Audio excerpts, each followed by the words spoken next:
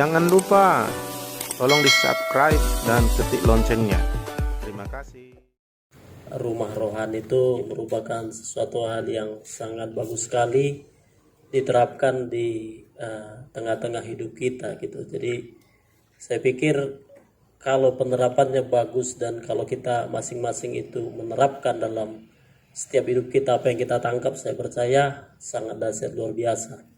Jadi memang dalam gereja sering terjadi bahwa seringkali kenapa terjadi perpecahan dan lain sebagainya karena tidak ada merasa saling keluarga begitu. Jadi kalau yang lama biasa menganggap dia sudah lebih senior dan yang baru dianggap ia masih harus belajar. Kalaupun mungkin demikian, tapi saya percaya kalau keluarga bisa menerima satu dengan yang lain. Jadi sangat luar biasa sekali kalau kita bisa terapkan dengan baik dalam hal ini. Jadi saya memang dari keluarga jasmani pun tidak pernah memang merasakan yang disebut bapak, abang, karena saya itu orang mandiri. Kami 10 bersaudara dan saya anak ke-6 dan tidak pernah tinggal di rumah memang. Jadi kalaupun saya tinggal di rumah paling 3-4 hari lalu kembali ke kos. Jadi beda dengan abang-abang saya juga, dan memang orang tua saya pun orangnya dulu tidak pernah memperhatikan anak-anaknya. Jadi kami orang mandiri. Jadi terserah begitu. Jadi kalau kita mau sukses ya sekolah lah, kalau nggak sekolah ya terserah begitu. Jadi itu sebabnya ketika saya bertobat sebetulnya yang saya rasakan itu sesuatu hal yang beda, karena saya nggak pernah merasakan yang namanya kasih sayang bapak, ya kasih sayang mama iyalah, karena memang saya lebih dekat dengan mama daripada sama bapak gitu. Jadi kasih sayang bapak itu tak pernah saya rasakan, sehingga lama saya merasa begini, kalau orang cerita bapaknya hebat, saya pikir sehebat apa sih gitu, karena memang kita tak pernah rasakan itu. Jadi setelah saya bertobat dan ini yang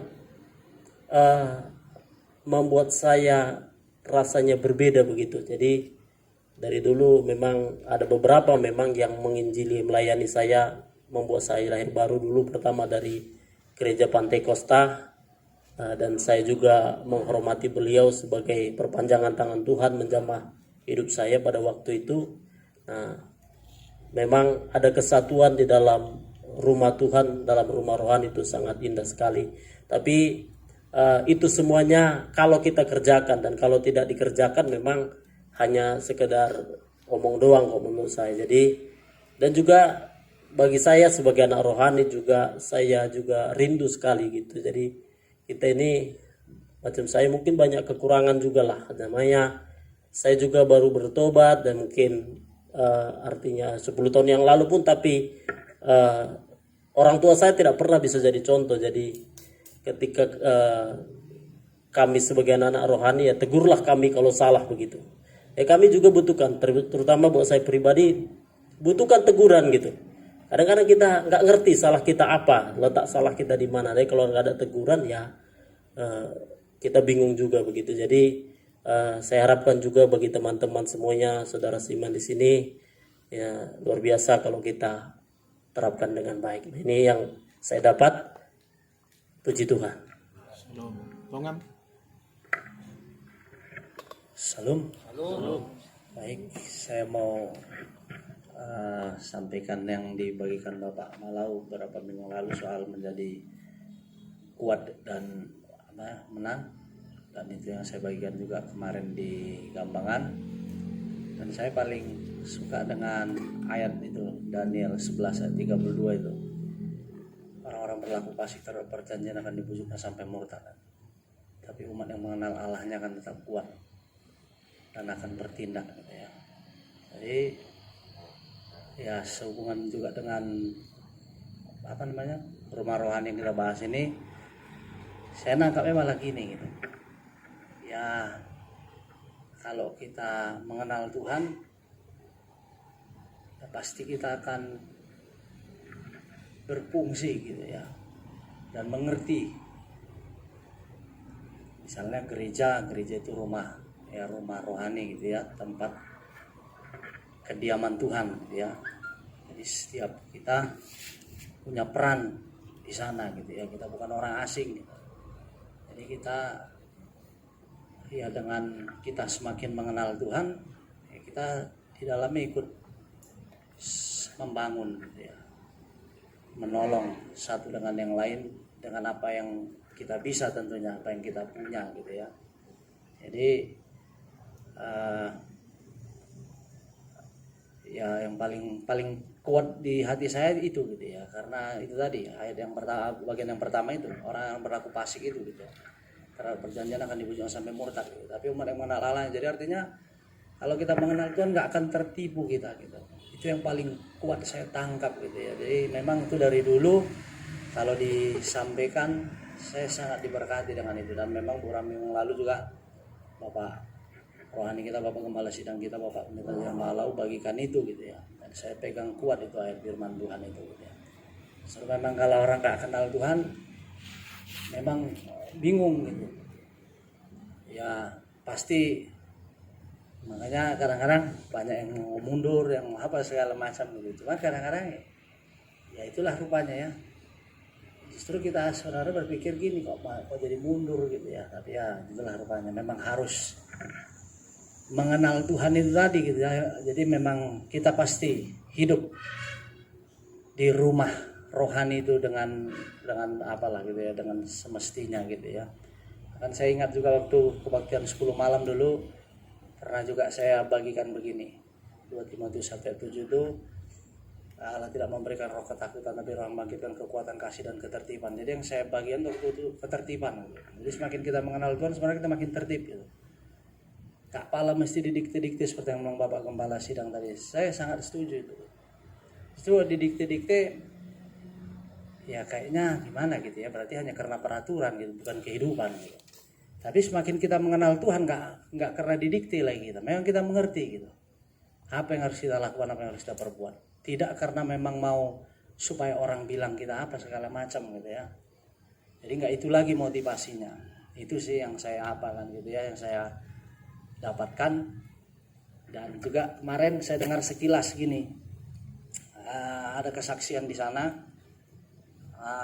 muda-mudi, dia orang baru tapi dia mendapat lawatan Tuhan di ini ya, di gereja kita di Parangalaban. Dia cerita gitu soal dia dapat penglihatan, dia bagikan begini, dia orang baru, betul-betul dia nggak mengerti soal pentakuasa segala macam seperti itu, nggak tahu dia. Tapi bisa dia paham waktu dia bagikan itu kayak mana kondisi di sana gitu ya. Kondisi kayaknya memang bukan hanya untuk di sana sebenarnya, memang untuk semua lah gitu ya. Tapi kebetulan dia sampaikan itu di gereja kita di GPD Pemulihan di Parangalaban gitu. Tentang ya itu tadi Tuhan yang paling ingatkan itu soal kemunafikan. Jadi aku waktu dengar itu aku tanya sama istri itu. Aku baca balik itu ulang soal Matius 23 itu soal kemunafikan. Kemunafikan itu apa sih sebenarnya gitu? Kemunafikan ternyata ya kita hanya berusaha untuk mau menyenangkan manusia, bukan mau menyenangkan Tuhan. Maka akhirnya terjadi kepura-puraan, tidak ada keaslian gitu. Tapi saya yakin ya melalui firman Tuhan, khususnya yang saya diingatkan itu paling kuat, saya diberkati dari Daniel 11:32 itu, kalau kita mengenal Tuhan pasti kita kuatlah melakukan kehendak Tuhan. Saya kira itu aja. Tuhan berkati kita semua. Haleluya. Haleluya. Grace. Padahal udah buat permohonan perekaman, nggak ditolak permohonan. Oke, jadi tentang sebenarnya rumah rohani minggu lalu itu tuh kuat ya, to be the stronger yang kemarin itu kuat. Orang kuat itu hanya orang kuat itu pasti bertindak. Orang yang nggak bertindak nggak kuat. Orang kuat itu bukan orang yang secara natural besar gitu, ternama, kaya, punya kekuasaan, enggak. Orang kuat itu ternyata orang yang memiliki spiritual yang benar di hadapan Tuhan. Artinya dia berkenan di hadapan Tuhan. Itulah orang kuat sejati sebenarnya. Gitu. Tapi Ya, karena tentang orang yang kuat ini banyak kali saya sampai ini ya, saya renungkan lagi ya. Sampai beberapa lembar lagi saya tulis, tapi yang saya bagikan tentang ini aja lah, rumah rohani dulu ya. Orang kuat ini nantilah, karena ada sesuatu yang baru yang saya tahu Tuhan akan menyampaikan itu tepat pada waktunya. Ya, rumah rohani banyak di gereja, dan di gereja sekarang, gereja-gereja yang tidak akan pernah bisa bertahan kalau dia nggak menanamkan pola rumah rohani, nggak akan bisa pernah bertahan. Ya, karena itu sudah dinubuatkan. Ya, karena zaman sekarang orang akan mencari-cari gereja ya yang mengikuti pola Tuhan. Pola Tuhan itu kan pola bagaimana Yesus datang ke bumi yang dibapai oleh Yusuf. Gitu. Rumah rohani ini adalah tempat di mana Tuhan mau datang ke bumi gitu.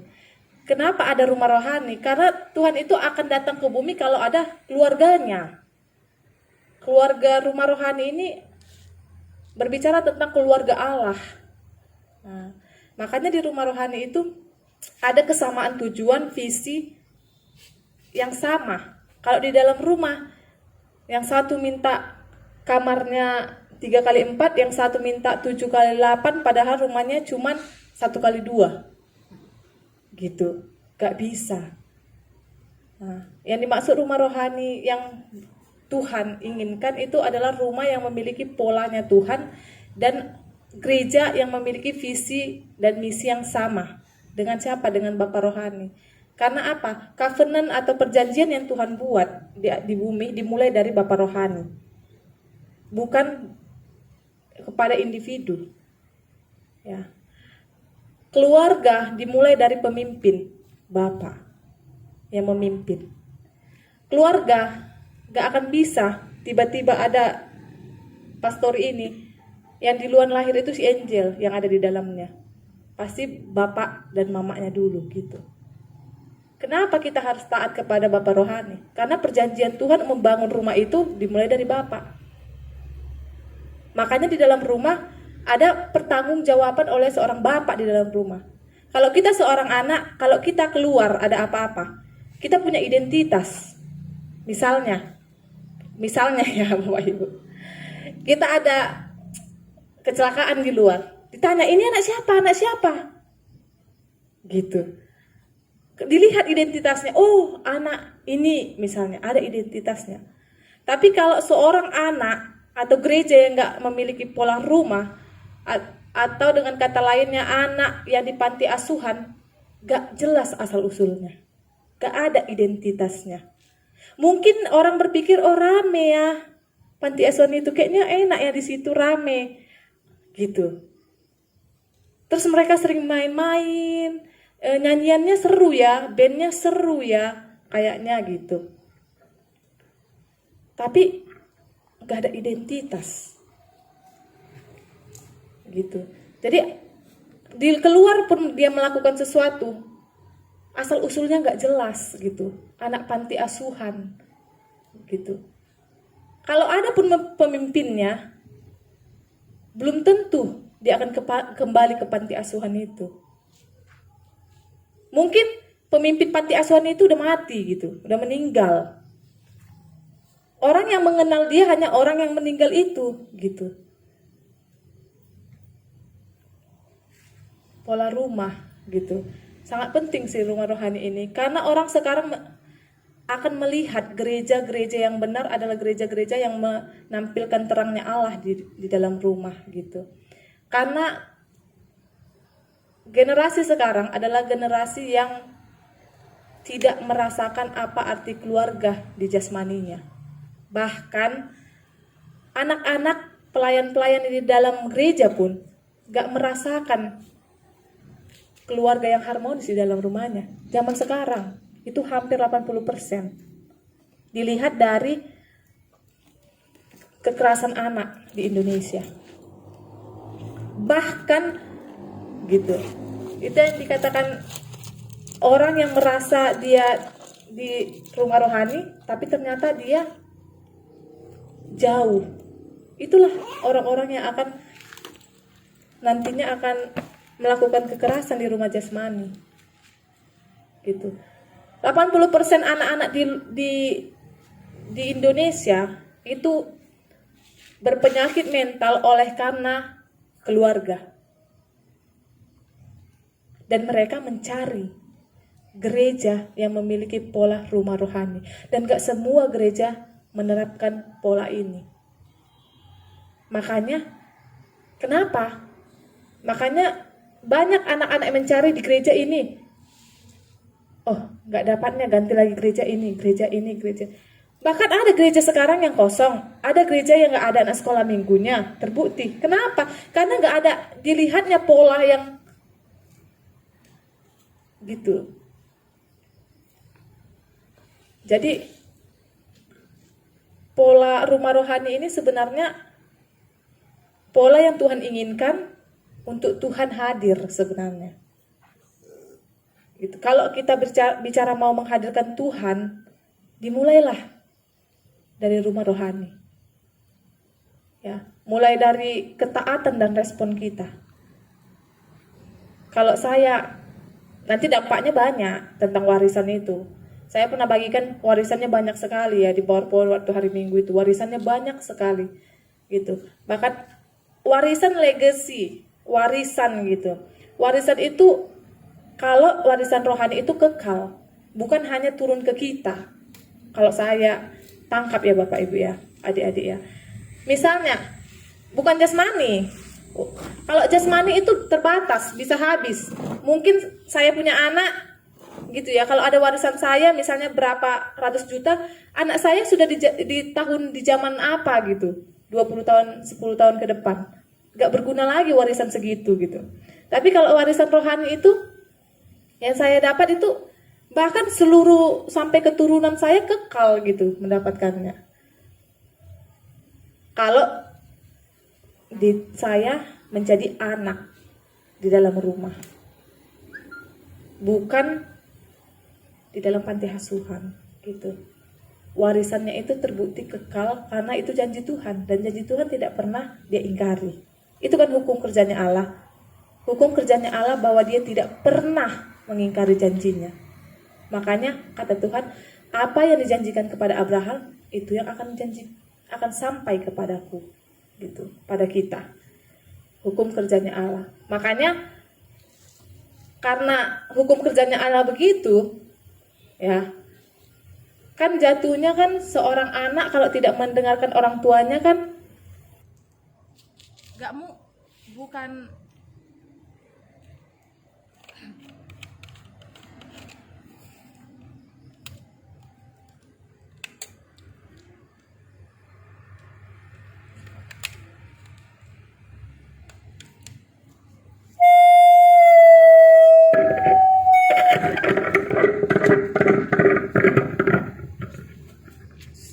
iya. Ya. Makanya karena hukum kerjanya Allahnya begitu, balik lagi kita dengan janjinya Allah. Saya kasih ilustrasi satu setelah ini, 1 menit aja. Misalnya, saya anak bapak gitu kan. Nah, jadi karena saya anak di dalam rumah dan bapak memiliki tanggung jawab terhadap saya, ketika saya melakukan kesalahan yang akan berakibatkan fatal di kemudian hari, Bapak bilang, contohnya, Grace, jangan kamu misalnya makan Indomie banyak-banyak gitu. Jangan. Kenapa? Nanti kamu sakit ininya, lambungnya ini. Oke? Tapi saya dengar, saya ngerti, tapi nggak saya lakukan. Saya tetap makan Indomie. 100 kali dibilang Bapak jangan makan Indomie, saya dengar, tapi tetap makan Indomie. Apakah Bapak akan tiba-tiba marah dan menjadikan saya nggak anaknya? Enggak. Karena saya anak kandung. Kita berbicara tentang Bapak rohani, kasih Bapak. Ya. Terputus nggak gara Indomie itu hubungan saya dengan Bapak? Enggak. Nah, tapi apa yang akan memutuskannya? Misalnya, apa yang bisa memutuskan saya di dunia ini putus gitu, habis, ketika saya sudah sakit dan saya gak ada lagi di dunia ini, putus, udah gak ada lagi gitu. Padahal sudah diingatkan, begitu juga Tuhan. Tabur kebenaran, tapi kita berontak terus. Apakah Tuhan benci sama kita? Enggak. Hanya Tuhan katakan, aku harus menepati hukum kerjaku, janjiku. Apa yang kamu tabur, itu yang kamu tuai. Bahkan, saking aku mengasihimu, yang kau tuai pun jahat, itu yang akan kau tabur juga. Karena itu sudah hukumku. Hukum tidak bisa lagi kuingkari hukumku gitu. Makanya konsekuensi yang paling fatal itu kan bukan penghukuman dari manusia. Bapak bilang hari Minggu itu ngeri kali. Saya bilang sama si Juanda dan Daniel, saya gak pernah kita itu gak ada urusan kita menghakimi orang, ya. Mau sejahat, seberontak apapun orang, gitu ya, gak ada urusan kita menghakimi. Tapi Tuhan nanti yang menghakimi. Wah, saya bilang sama Juanda, lebih baik saya dihakimi Bapak, lebih baik saya dihakimi Bapak. Karena kalau Tuhan yang menghakimi, lebih ngeri gitu loh. Lebih baik saya dimarahi Bapak gitu. Jangan kau makan Indomie, daripada gitu. Menanggung sakit. Misalnya lambung usus saya bocor gitu. Itulah pola rumah. Rumah itu tidak akan memutuskan hubungan kita gitu. Makanya berkat itu dari kepala dulu turun mengalir. Karena kadang kita berpikir, aku ini bisa langsung sama Tuhan. Bisa, Bang. Bisa, memang bisa. Tapi sanggup gak? Itu pertanyaannya. Kalau sama Bapak Rohani kita buat salah, kita bisa, Pak tolong doakan aku. Dan Bapak Rohani kita negosiasi dengan Tuhan. Tuhan ampunilah dosanya sekali ini saja anakku yang ini. Kalau kita misalnya melanggar, kita naik motor, kita langgar anak orang. Siapa bapakmu? Oh ini. Terus anaknya sudah berdarah-darah. Kan yang bernegosiasi kan yang minta tolong, yang minta tolong kali kan pasti orang tua kita kan. Tolonglah anakku ini. Sekali ini aja, ayo aku nanti yang bertanggung jawab ke rumah sakit kita ini ya kan. Karena gitu. Amin. Itu tentang rumah rohani. Kalau mau banyak lagi contoh-contohnya itu, ya nanti kita pelajari lah. Karena perenungan pribadi itu yang lebih ini ya. Kalau ngomong-ngomong kayak gini itu kan yang saya dapat. Kebenaran yang saya dapat kan belum tentu diterima oleh semua orang kan, gitu. Jadi kita bersama-sama bangkit, ya, merenungkan kembali dan meneguhkan hati. Ya, jangan lagi ada yang bilang enggak ini rumahku, gitu. Aduh. Ya udah, berarti kita berdoa carilah asal usulnya, gitu. Amin. Nama Tuhan. Sisi.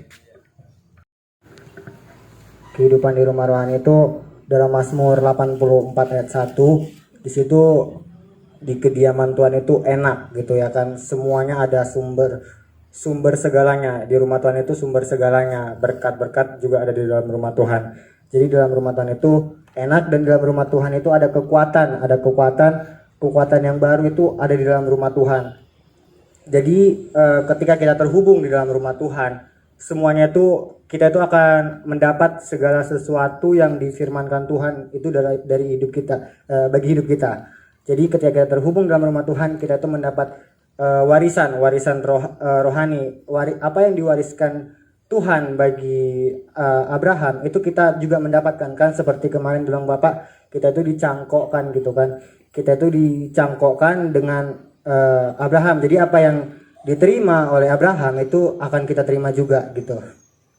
Terus di dalam rumah rohani itu kita harus taat. Jadi kunci dari semuanya ini yaitu ketaatan. Ketaatan itulah yang membuka, mengakses semuanya, mengakses berkat-berkat Tuhan dalam hidup kita. Jadi kalau kita mau mendapat berkat, kita tuh harus taat. Kita tuh harus taat, dipimpin, dibimbing gitu di dalam rumah rohani. Karena ketaatan itulah yang membuka semuanya. Warisan rohani juga terbuka karena kita taat. Jadi itulah yang saya dapat. Dan di dalam rumah rohani juga kita itu sebagai anak-anak dalam rumah rohani, ketika kita terhubung dalam rumah rohani, kita itu pengubah alam baka gitu menjadi tempat kebun buah-buahan gitu kan. Nah, jadi di situ saya renungkan bahwa kita itu adalah pengubah situasi dan kondisi. Bapak juga pernah bilang kita adalah termostat dunia. Kita itu pengubah suhu gitu, yang tadinya kita yang tadi suhunya dingin jadi panas. Kita itu pengubah situasi dan kondisi, bukan malah ikut ke situasi kondisi tersebut. Jadi ketika kita saat ini kan pandemi COVID gini, kita nggak ikut gitu, kita nggak ikut mengalami kesusahan pandemi ini, tapi kita mengubah jadi sesuatu hal yang mendatangkan berkat gitu. Itu sih Pak yang saya dapat firman-Nya hari Minggu. Puji nama Tuhan. Haleluya. Sembiring. Yang saya dapat yang hari Minggu, kehidupan dalam rumah rohani. Di sini saya sangat diberkati dan sangat diingatkan Tuhan. Bapak bilang kayak gini, kita harus selaraskan rumah rohani dengan rumah jasmani. Nah, saya diingatkan di sini supaya saya tidak membeda-bedakan rumah jasmani dan juga rumah rohani. Jika saya taat dalam rumah jasmani, pasti saya bisa juga taat dalam rumah rohani. Dan saya juga harus lebih memperhatikan Bapak rohani saya, apa yang saya alami selama ini. Dan saya harus tahu siapa Bapak rohani saya. Dan saya sudah sadari saat ini saya menghidupi firman setelah saya ada di dalam rumah rohani ini, yaitu GPD Pemulihan RC, dan saya juga hidup baru di rumah rohani ini. Dan saya sudah tahu bahwa Bapak rohani saya adalah Bapak Pendeta J.R. Malau. Di situ saya baru sadar bahwa saya bertumbuh dalam rumah rohani ini, dan saya tidak boleh membeda-bedakan rumah rohani, jasmani, dan juga rohani. Bapak juga memperkatakan kita jangan berpikir bahwa kita ini adalah anak panti asuhan. Nah, di sini saya sadarkan, sempat saya ada keraguan-keraguan dalam pikiran saya, kalau saya nggak di sini gitu. Saya hanya sebagai anak yang hanya melakukan tugas, bukan anaknya gitu. Di situ saya sangat ditegur Tuhan. Kita nggak boleh berpikir kalau kita ini adalah anak panti asuhan, tapi kita adalah anaknya dan kita harus taati Bapak rohani kita dan selaraskan rumah rohani dan juga jasmani. Jangan pernah berpikir bahwa kau itu bukan anaknya, tapi kita harus pikirkan bahwa Bapak rohani kita adalah Bapak kita juga yang telah membangun kita menjadi hidup baru. Saya sangat bersyukur telah diberikan Bapak rohani yang luar biasa dalam hidup saya, yaitu Bapak yang membangun saya sampai saat ini. Terima kasih Pak. Dan saya juga sangat terbangun dalam firman yang berkata, orang yang percaya seisi rumah saya akan diselamatkan. Ini saya dalami. Tuhan, saya percaya bahwa lewat saya nanti dan lewat firman yang telah diberikan Bapak, saya akan bisa membangun keluarga saya. Ini yang saya rindukan Pak, dan saya akan teguhkan firman ini dan terus saya pakai, saya renungkan siang dan malam. Karena juga Bapak bilang, kalau kita hidup dalam rumah rohani dan juga menjadi anak rohani, kita harus terus merenungkan firman, berdoa, dan saat teduh. Ini harus kita lakukan setiap kehidupan kita. Jangan pernah lupa merenungkan firman, karena tanpa firman dan kebenarannya kita tidak akan bisa berpikir dengan baik. Tapi dengan firman ini kita akan berpikir lebih luas dan sangat diberkati. Ya, ini yang saya dapat. Saya harus semakin taat dan semakin terus merenungkan firman dan terus saat teduh. Terima kasih. Shalom. Dalam kehidupan rumah rohani itu bukan berkata soal kepintaran, tapi soal ketaatan. Karena kepintaran itu tidak ada apa-apa yang dalam Tuhan, tetapi soal ketaatannya dalam melayani Tuhan. Pernah saya dulu diajak bapak saya gini, pindah gereja gitu. Karena dia lihat di gereja ini gitu sepi gitu, kayak kurang ada gitu pokoknya. Baru dia dilihatnya yang gereja samping rumah itu rame gitu, terus musiknya enak gitu, rame, terus jemaatnya banyak lagi. Terus saya bilang sama saya tolak, akan keras sekali. Saya bilang ini, saya nggak mau mak, kalau mau pindah ya udah mau pindah, saya di sini. Kayak mana lah kan, kalau lagi udah mulai melayani, udah mulai aktif melayani kan, terus diajak pergi gitu. Ya mana rasa hati saya itu kayak sakit gitu, kayak ditinggal pas lagi sayang gitu. Nah, terus bilang bapak gini, alasan orang yang suka pindah dalam gereja itu, yang pertama itu kemungkinan dia tidak mengerti. Ya, dalam hati saya tangkap itu, oh ya Tuhan, mungkin mama saya belum mengerti bagaimana tentang gereja itu, makanya dia mau pindah ke gereja yang lain. Terus yang kedua, kemungkinan tidak diajari. Kalau yang kedua ini saya kurang tahu lah, itu soal mama saya lah. Terus dalam Kisah Para Rasul 16 ayat 31 itu mengatakan bagaimana isi rumah anak rohani yang sudah taat gitu, yang isinya gini, orang yang percaya akan diselamatkan bahkan sampai seisi rumah kita. Nah, yang saya tangkap itu berarti gini, kalau anak rohani yang sudah taat itu pasti rumahnya itu akan diberikan Tuhan kelimpahan gitu, anugerah segala macam. Pokoknya berkat-berkat yang dari Tuhan itu didatangkan, asalkan dalam rumah itu ada sebuah inti, yaitu percaya. Asalkan mereka percaya dalam rumah rohani dan terus taat kepada Bapa rohaninya. Terus dalam Mazmur 84 ayat 1 sampai 4, tempat kediaman anak Tuhan itu dibilang Bapak yang pertama di rumah, terus yang kedua di sekolah atau tempat kerja, yang ketiga di gereja. Terus taat adalah ciri anak Tuhan yang sudah setia dan percaya. Dan setiap anak memiliki otoritas masing-masing. Itu maksudnya itu setiap anak itu memiliki kekuasaannya dalam rumah untuk melayani Tuhan. Berarti tidak boleh seorang keluarga gitu dalam rumah kita membatasi anaknya, membatasi dia untuk melayani Tuhan. Maksudnya dia tidak boleh diganggu gugat oleh keluarganya untuk melayani. Berarti kalau ada yang mengganggu dia, berarti orang yang mengganggu ini belum mengerti firman itu. Itu yang saya dapat. Terus jenis anak yang hilang itu pertama jauh dari rumah. Kalau saya jauh dari rumah nggak mungkin. Tapi yang kedua di dalam rumah tapi tidak terhubung. Ini yang kena dalam saya. Karena saya waktu itu gitu, waktu kelas 2 SMP lagi. 3 SMP karena sekolah online. Saya kan malas ngerjakan tugas. Jadi saya nggak mau ngerjakan tugas online. Jadi saat itu saya malas belajar. Terus saya suka pindah-pindah ke rumah opung untuk biar nggak ngerjakan tugas. Terus di situ mama saya marah, terus dia ancam saya, kau udah keluar saatnya kau, biar kucoret kau dari kakak katanya. Ya saya mungkin takut, tapi saya tetap dalam rumah opung situ tinggal supaya nggak diancam gitu. Nah begitulah saya dulu, karena tidak tahu firman tentang ketaatan itu. Dan terus dalam Mazmur 84 ayat 5 sampai 6. Di dalam rumah rohani kita akan mendapatkan kekuatan atau dukungan. Atau dalam rumah rohani tidak ada penghukuman. Nah yang saya dapat itu gini. Betul, kok Kak Grace kan sering menasihati saya, apalagi tentang cuci piring. Sering itu. Kau pernah cuci piring? Saya jawab, enggak pernah Kak, jarang.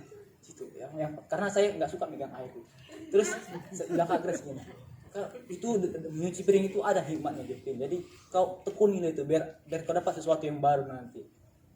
Saya iyakan aja, tapi sampai sekarang pun masih bolong juga cuci piring. Jadi mohon maaf lah Kak. Jadi dalam Mazmur 84 ayat 7, anak Tuhan memiliki kuasa untuk mengubahkan alam baka menjadi tempat sumber kita. Nah yang bilang Bapak itu, kalau kita menjadi anak Tuhan yang sudah memiliki ketaatan yang tinggi, terus memiliki kuasa firman, dan terus kita menjadi anak yang sering merenungkan firman, pasti kita tuh memiliki kuasa untuk mengubahkan. Karena anak Tuhan itu dipanggil untuk mengalahkan dunia ini. Dan yang terakhir, jika kita terhubung dengan Bapa rohani kita, maka kita akan mendapatkan warisan, yaitu yang berasal dari Tuhan. Itu pun apapun itu, berkat, segala macam anugerah, keselamatan, itu warisan kita. Dan hanya orang Dan hanya anak yang di dalam rumah rohani akan mendapatkan warisan itu.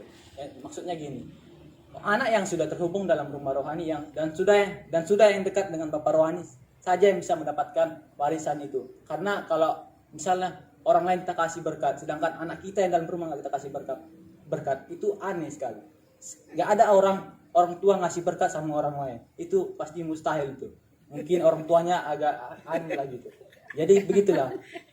Kalau kita ingin mendapatkan warisan, kita harus taat dalam rumah rohani dan kita harus setia pada Bapak rohani kita. Puji nama Tuhan. Saya akan membagikan yang saya dapat di Medan, yaitu buat Bapak Victor. 100% frekuensi di Medan dengan di Rantau sama. Yang saya dapat di sana yang dibagikan tentang rumah rohani. Di rumah rohani pasti ada masa depan, karena Tuhan sudah menyatakan kehendaknya atas Bapak rohani, karena Bapak rohani dulu dibentuk di dalam rumah rohani. Jadi kalau kita tidak terhubung dengan Bapak rohani, maka masa depan kita tidak ada. Jadi kita tidak boleh menyalahgunakan atau menyalahkan Bapak rohani kita kalau kita tidak berhasil. Itu semua salah kita, karena Bapak rohani itu sudah sepenuhnya bertanggung jawab atas hidup kita supaya hidup kita ini berhasil. Tetapi yang salahnya kita yang tidak mau dibentuk, kita yang menjadi anak yang hilang. Dan di dalam rumah rohani itu kita tidak boleh menjadi anak yang hilang, karena kalau kita sudah hilang itu berarti kita tidak ada di dalam rumah rohani. Kita sudah memutuskan hubungan kita dengan Bapak rohani. Di Medan juga dibilang Bapak itu kalau kita tidak tahu siapa Bapak rohani kita, maka hidup kita sampai kapanpun hidup kita pasti akan terombang-ambing. Di situ saya menangkapnya sama dengan yang di Rantau frekuensinya kayak gitu. Tidak ada bedanya kayak gitu. Apa yang disampaikan Bapak ini juga. Jadi saya lebih bisa menangkap apa yang dimaksud dengan firman Tuhan itu. Jadi satu material yang terdapat di dalam rumah rohani itu adalah firman Tuhan. Karena di dalam pertemuan ibadah hal yang paling dahsyat itu adalah firman Tuhan. Jadi mau gimana pun kita melakukan setiap aktivitas kita, kalau firman Tuhan tidak ada di dalam hidup kita berarti itu sudah memutuskan hubungan kita dengan Bapak rohani, atau kita tidak hidup dalam rumah rohani. Jadi kita harus hidup dalam rumah rohani lah, karena dunia ini akan menawari hal-hal yang nikmat, tetapi semua itu penuh dengan kebohongan. Puji nama Tuhan. Haleluya. Ya. Dan itu yang saya lakukan kepada rumah jasmani, sehingga warisan itu saya dapat. Ya. Saya dapat sampai saat ini. Apa yang diperintahkan orang tua saya dari dulu, dan itu yang saya lakukan. Makanya saya bilang tadi hormat, tunduk dan taat. Dan itulah intinya yang saya tangkap, dan itu harus saya lakukan. Ya. Ada 7 kami sekeluarga, saudara terkasih. Orang tua seorang diri mengasuh anaknya 7. Bisa. Tapi ketika orang tua itu tidak dapat lagi tenaga untuk bekerja ataupun jualan, yang peduli kepada orang tua bukan orang lain, adalah anak. Kenapa demikian saya katakan, saudara terkasih? Dan itulah sebenarnya kebenaran itu. Tidak mungkin orang lain peduli kepada orang tua saya, dan saya harus peduli kepada orang tua saya. Dan ketika saya memperkatakan kepada abang adik kakak saya, 7 kita anak orang tua bisa diasuh mama kita ini mulai dari kandungan kita sekarang, sampai kita dibesarkan, sampai kita dinikahkan. Ketika saat orang tua sudah tua dan tidak bisa lagi menghasilkan hasil pekerjaannya, dan sampai saat ini yang peduli kepada orang tua bukan orang lain, kita anak-anak. Itu saya katakan. Jadi jangan sampai orang tua ini meneteskan air mata. Jangan sampai orang tua kita ini meneteskan air mata kalau kita tidak peduli kepada orang tua kita. Itu saya katakan. Jadi puji Tuhan saudara, sampai saat ini keluarga saya dengan istri saya dengan anak-anak peduli kepada orang tua saya. Dan orang tua dan istri saya memperkatakan demikian. Ketika kita makan, orang tua kita tidak makan, itu sama dengan kita tidak mengikut Kristus. Dia katakan demikian. Jadi ketika kita makan, orang tua kita tidak makan, maka kita akan menolak orang tua kita. Iya benar, itu kebenaran. Iya, yang puji Tuhan saya katakan. Jadi saudara terkasih, sampai saat ini hubungan kami kepada orang tua luar biasa. Sampai saat ini. Jadi yang saya mau lakukan di dalam rumah rohani demikian saudara terkasih. Dan sampai saat ini rumah saya semakin dekat ke gereja ini ada maksud dan tujuannya. Iya, maaf bukan anggar ya. Ada maksud dan tujuannya. Supaya saya lebih peduli lagi kepada rumah rohani. Saya peduli kepada rumah rohani. Apa yang diperlukan di dalam rumah rohani saya akan peduli. Dan tujuannya adalah menyenangkan hati Tuhan. Dan menyenangkan hati Bapak rohani dan Ibu rohani saya. Itu tujuan. Dan yang kedua saudara terkasih, saya harus lebih lagi membangun hubungan kepada Bapak rohani dan Ibu rohani saya. Kenapa saudara terkasih? Supaya jangan saya ini dengan keluarga saya menjadi anak yang hilang. Ya, supaya jangan menjadi anak yang hilang di dalam rumah rohani. Dan yang kedua supaya jangan menjadi anak yang kualat. Yang ketiga supaya jangan menjadi anak yang durhaka padahal di rumah rohani. Dan itu saya berusaha harus saya lakukan itu.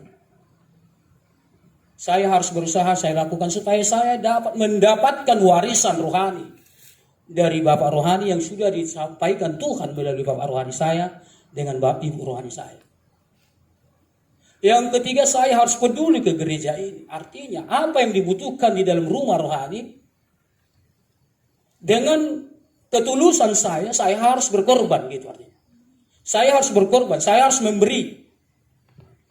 Itu makanya saya katakan, saya harus peduli dalam rumah rohani. Dan begitulah yang saya sampaikan dan saya praktekkan dan saya buktikan di dalam rumah jasmani kepada orang tua saya. Iya. Dan Bapak ini sudah mendidik kami sudah beberapa gereja GPDI pemulihan. Sampai saat ini saya sudah dibimbing di gereja ini, sudah mengenal lebih lagi, mengenal Tuhan, dan sudah urapan Tuhan nyata bagi saya, dan sudah dipakai Tuhan saya mendoakan orang tua saya, bahkan orang juga di Andalas, dan terbukti nyata, mujizat nyata itu, yang Tuhan taruhkan dalam hidup saya itu harus saya kembangkan itu. Saya lebih lagi harus membangun hubungan diri saya, hubungan saya kepada Bapak rohani saya dan Ibu rohani saya. Bukan berarti saya mencakap-cakap, menggosip-gosip, tidak. Artinya seperti yang sudah dilakukan sekarang kaum ibu dan kaum muda, hapruta, itu harus lebih lagi. Jadi itu saya tangkap saudara terkasih. Supaya jangan saya menjadi anak yang hilang. Supaya jangan keluarga saya menjadi anak yang kualat. Supaya jangan keluarga saya menjadi anak yang durhaka. Seperti Ham Japhet itu tadi. Ya keluarga yang tiga, supaya anak yang dua itu yang peduli kepada orang tuanya. Bulan yang lalu saudara terkasih ingatkan Tuhan saya demikian. Bawa anak-anakmu Joyce, Jesslyn, Johanna, bawa anak-anakmu ke gereja, ke rumah rohani, peduli akan rumah rohani. Dan itu harus saya lakukan. Artinya saudara terkasih, sekalipun tidak diperintahkan Bapak pemimpin saya, Bapak rohani saya akan peduli di gereja ini. Apa yang dibutuhkan, yang menyapu, yang peduli, yang membersihkan gereja, yang melap kaca, yang mengutip sampah, itu diingatkan Tuhan kepada saya. Artinya, itu rumah saya itu dekat ke rumah rohani, itu ada maksud dan tujuan. Peduli kepada rumah rohani. Peduli kepada Bapak rohani. Puji Tuhan. Haleluya. Adriel. Sudah dilahirkan kembali, yaitu bukan dilahirkan secara daging, tetapi kita sudah dilahirkan secara roh. Dan kita harus tahu siapa yang melahirkan kita. Yang melahirkan saya saat ini adalah Bapak Pendeta JR Malau, yang dimana saya dibentuk, saya berubah, dan saya mengetahui apa itu menjadi pola Kristus dalam setiap kehidupan saya, dan saya itu cuma belajarnya di dalam gereja.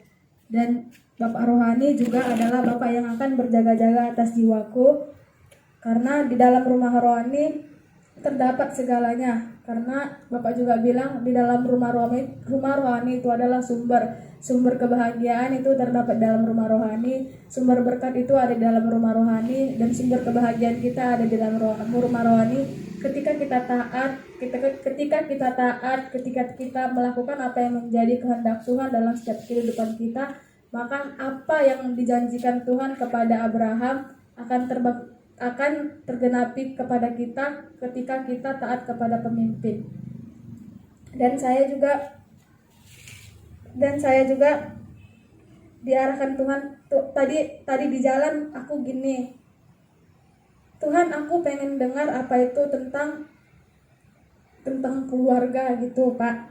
Tadi aku di jalan, oh iya Tuhan, aku rindu sesuatu hal yang baru terjadi dalam setiap kehidupanku.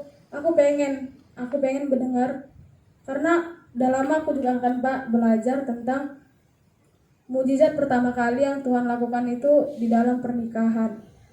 Dan yang Bapak bilang baru juga tadi, ya seperti apa yang saya inginkan di dalam hatiku, dan hari ini Bapak juga sampaikan, dan aku tahu itu bukan karena pikiranku, tapi ada pekerjaan Kristus yang luar biasa dalam kehidupanku, sehingga Dia ingatkan aku banyak hal tentang aku harus berjaga-jaga, karena aku di dalam rumah rohani aku bisa menemukan segalanya ketika aku terhubung dekat dengan Bapak rohaniku.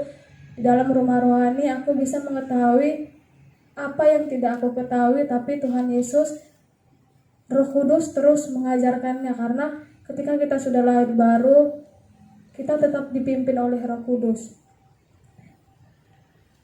Dan Bapak bilang di dalam rumah rohani harus sinkron di dalam rumah tangga, yang dimana ketika kita sudah benar di dalam rumah rohani, pasti kita juga harus benar dalam rumah, karena anak tidak boleh memberontak kepada orang tuanya, dan kita sebagai anak tidak boleh memberontak kepada bapak rohani kita, yang dimana Bapak juga bilang dalam Keluaran 22 ayat 12, hormatilah ayah dan ibumu supaya lanjut umurmu di tanah yang dijadikan Tuhan Allahmu. Di sini saya mendapatkan pengetahuan baru. Oh iya Tuhan, ternyata aku bukan cuma harus menghormati kedua orang tuaku, tetapi aku harus tunduk dan taat kepada Bapak pemimpinku. Itu Pak. Kehidupan di rumah rohani. Yang saya tangkap, rumah rohani itu rumah Tuhan yang ada di muka bumi, itulah gereja rumah rohani. Terus Bapak bilang pola di dalam rumah rohani itu sama dengan pola yang ada di rumah jasmani. Di rumah jasmani kita memiliki keluarga, kita memiliki hubungan juga kepada keluarga. Begitu juga di dalam rumah rohani kita juga harus punya hubungan terhadap Bapak rohani, Ibu rohani, dan teman anak-anak rohani juga. Bapak bilang juga gereja bukan seperti panti asuhan yang kita hanya datang, terus ketika nanti kita tumbuh besar, kita pindah dan kita tidak mengingatnya lagi. Tapi ketika kita dalam rumah rohani, ketika kita sudah dipilih Tuhan dalam rumah rohani, kita harus mengingat apa yang sudah dilakukan, apa yang sudah dikerjakan Bapak rohani oleh Tuhan kepada kita harus mengingat. Dan kehidupan dalam rumah rohani juga kita harus memiliki Bapak rohani, di mana Bapak rohani itulah yang dipilih Tuhan untuk kita dilatih dan dibentuk sehingga kita tumbuh menjadi anak-anak rohani. Ketika kita di luar, kita memiliki satu perbedaan, di mana perbedaan itulah kebenaran-kebenaran yang sudah kita dapat di dalam rumah rohani. Jadi ketika saya nanti di luar, saya tidak boleh melupakan apa yang sudah saya pelajari dalam rumah rohani, dan terkhususnya saya nggak boleh melupakan Bapak rohani saya sendiri. Terus di dalam rumah rohani Bapak bilang kita akan punya otoritas dan kuasa ketika kita sudah taat dalam otoritas itu. Artinya ketika Bapak rohani sudah memberikan sesuatu kepada kita, tapi ketika kita taat, nah ketika kita di luar kita akan punya perbedaan. Nah perbedaan itulah yang menunjukkan bahwa kita adalah orang-orang yang dibentuk di dalam rumah rohani. Kemudian di dalam rumah rohani juga saya dapat di Mazmur 84 ayat 6 itu, dalam rumah rohani itu bisa mengubah alam baka menjadi bermata air. Artinya ketika saya di dalam rumah rohani, saya mempelajari apa-apa dalam rumah rohani, saya bisa membuat hal yang tidak mungkin itu menjadi mungkin. Terus dalam pembangunan rumah rohani, kita sebagai anak harus saling peduli. Seperti yang dikatakan Bapak, mendengar dan melakukan baru terjadinya pembangunan. Kebangunan di dalam rumah rohani itu kita harus semua ikut membangun lewat kebenaran yang ada pada kita. Itu yang saya dapat. Waktu hari Minggu dan hari ini adalah kehidupan di rumah rohani.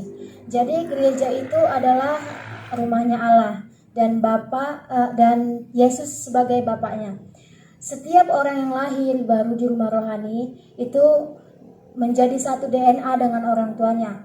Contohnya saya misalnya Boris Matupang, nggak bisa saya diganti jadi Boris Manjunta atau Boris Ninggolan gitu kan Pak. Jadi kalau misalnya saya pergi pun kemana-mana, kalau misalnya ditanya teman saya gitu, siapa bapak rohanimu? Nah, di situ pasti saya jawab Bapak Malau, nggak akan bisa yang lain karena Bapak Malau yang melahirkan saya menjadi lahir baru, mendidik, melatih saya dan membimbing saya sehingga saya mengalami pertumbuhan rohani gitu.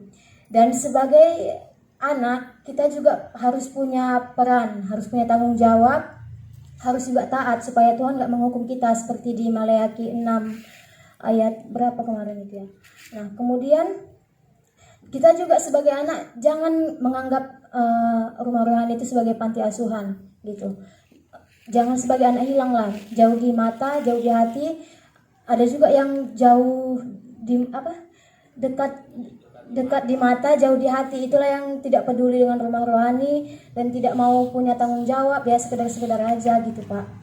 Kemudian jadikanlah gereja itu sebagai rumah rohanimu, keluarga rohanimu gitu. Dimana di dalam gereja itu kita saling membangun, saling menasehati gitu. Kemudian ada beberapa orang yang pindah-pindah gereja itu kemungkinan karena mereka belum mengerti apa itu prinsip rumah rohani, apa itu keluarga rohani, dan seperti Bapak bilang tadi itu tidak semua pemimpin bisa menjadi bapak rohani karena tidak bisa membapai anak-anaknya gitu. Kemudian saya juga belajar gini, Bapak bilang waktu itu yang hari Minggu, kalau kita menjadi anak sejati yang taat, yang punya peran, punya tanggung jawab sesuai dengan kemampuan kita, dengan kapasitas kita, kita juga akan menjadi ahli warisnya Tuhan sesuai dengan ketaatan kita. Nah, tapi kalau kita nggak taat sama bapak rohani kita nggak akan bisa mendapatkan warisan rohani itu. Warisan rohani itu apa yang diberikan Tuhan kepada Abraham waktu ribuan tahun yang lalu. Kemudian kita juga harus hidup di rumah rohani dengan taat. Itulah kunci mendapatkan warisan rohani. Tapi kalau akibat ketidaktaatan kita akan dikutuk Tuhan. Seperti kata Bapak tadi, bangsa Israel yang 40 tahun dia berkeliling bukannya masuk ke dalam tanah perjanjian itu, tetapi mati sia-sia, dan hanya 2 orang yang taat yang bisa masuk ke tanah perjanjian itu, itulah Yosua dan Kaleb dan orang yang lahir di padang gurun tersebut. Iya, itu aja sih Pak. Itu juga saya dapat tadi, kalau kita melawan bapak rohani atau pemimpin, kita juga sama aja melawan Tuhan, karena Tuhan yang memilih bapak rohani itu untuk membentuk kita dan melatih kita. Sekian. Haleluya. Tuhan. Dengan rumah jasmani kita. Arti sinkron itu sama dan seimbang. Kalau di rumah Tuhan ada Bapa, di rumah jasmani juga ada Bapa. Itulah arti sinkron. Jadi di rumah Tuhan ada satu Bapa, di rumah rohani juga. Di jasmani satu Bapa, di rumah rohani satu Bapa. Jadi tidak bisa diubah atau diganti, karena seperti yang saya dapat tadi, rumah Tuhan sinkron dengan rumah jasmani. Jadi ada satu Bapa di rumah rohani, ada satu Bapa juga di rumah jasmani. Walaupun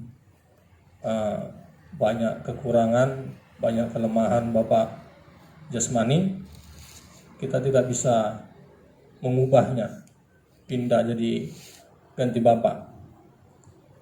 Jadi yang saya dapat juga seperti itu juga, berarti Bapak rohani juga tidak bisa ditukar, tak bisa diganti-ganti, karena dalam skala kecil itu rumah Kristen, dalam skala besar adalah rumah Tuhan, dan itu sinkron, sama, seimbang. Jadi itu saja yang saya dapat, bahwa rumah Tuhan dengan rumah jasmani itu sinkron, satu bapak dan ada anak juga. Begitu saya yang dapat. Terpujilah nama Tuhan. Ya, si Aura.